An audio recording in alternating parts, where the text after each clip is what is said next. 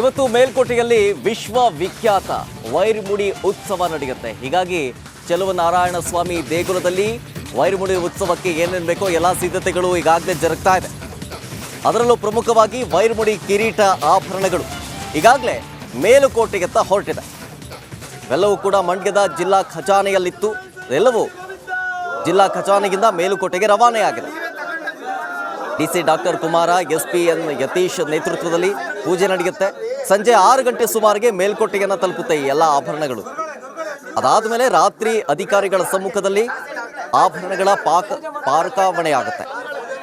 ಅದಾದ ಮೇಲೆ ಚೆಲುವನಾರಾಯಣ ಸ್ವಾಮಿಗೆ ವೈರಮುಡಿಯನ್ನು ಆಭರಣಗಳನ್ನು ತೊರಳಿಸಿ ವೈರಮುಡಿ ಉತ್ಸವ ಅಲ್ಲಿಂದ ಶುರುವಾಗುತ್ತೆ.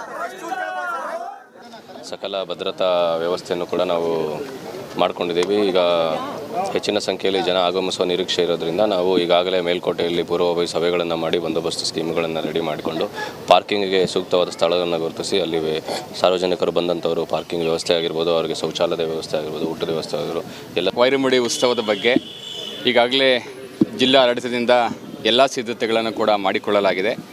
ಇವತ್ತು ಬೆಳಿಗ್ಗೆ 7:15 ನಮ್ಮ ಜಿಲ್ಲಾ ಆಡಳಿತದ ಎಲ್ಲ ಅಧಿಕಾರಿಗಳು ಕೂಡ ಸೇರಿ ನಮ್ಮ ಖಜಾನೆಯಲ್ಲಿ ಇಟ್ಟಿರ್ತಕ್ಕಂಥ ವಜ್ರಖಚಿತ ವೈರಮುಡಿಯನ್ನು ನಾವು ಅತ್ಯಂತ ಶಿಷ್ಟಾಚಾರದಂತೆ ಭದ್ರತೆಯ ವ್ಯವಸ್ಥೆಯೊಂದಿಗೆ ಇವತ್ತು ನಾವು ಹಸ್ತಾಂತರವನ್ನು ಮಾಡಿ ಇಲ್ಲಿಂದ ನಾವು ಮೇಲ್ಕೋಟೆ ದೇವಸ್ಥಾನಕ್ಕೆ ಕಳಿಸ್ಕೊಡ್ತಾ ಇದ್ದೇವೆ. ಹೋಗುವಂಥದ್ದೇ ಶಿಷ್ಟಾಚಾರದ ಪ್ರಕಾರ ಎಲ್ಲ ಸಿದ್ಧತೆಗಳನ್ನು ಮಾಡ್ಕೊಂಡಿದ್ದೇವೆ, ಎಲ್ಲ ಭದ್ರತೆಗಳನ್ನು ಕೂಡ ಮಾಡ್ಕೊಂಡಿದ್ದೇವೆ. ಇವತ್ತು ಸಂಜೆ ಏನು ವೈರಮುಡಿ ಉತ್ಸವ ನಡೀತದೆ, ಎಲ್ಲ ಸೌಕರ್ಯಗಳನ್ನು ಒದಗಿಸಿಕೊಡುವ ನಿಟ್ಟಿನಲ್ಲಿ ಕೂಡ ಎಲ್ಲ ಸಿದ್ಧತೆಗಳನ್ನು ಮಾಡ್ಕೊಂಡಿದ್ದೇವೆ.